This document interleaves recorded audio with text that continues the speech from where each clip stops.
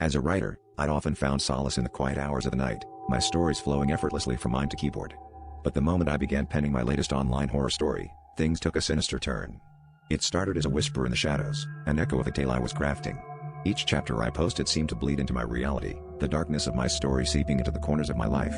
I shrugged it off at first, attributing it to my overactive imagination, until I noticed the uncanny similarities between my fiction and the eerie occurrences around me. The protagonist of my story was a man haunted by a shadowy figure that lurked just beyond the edge of vision.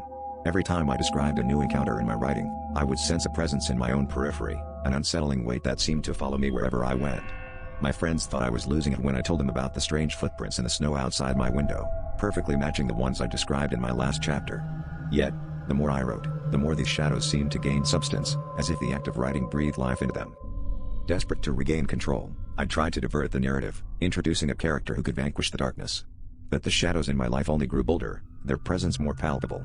The protagonist's struggles mirrored my own, each failed attempt at salvation bringing the darkness closer.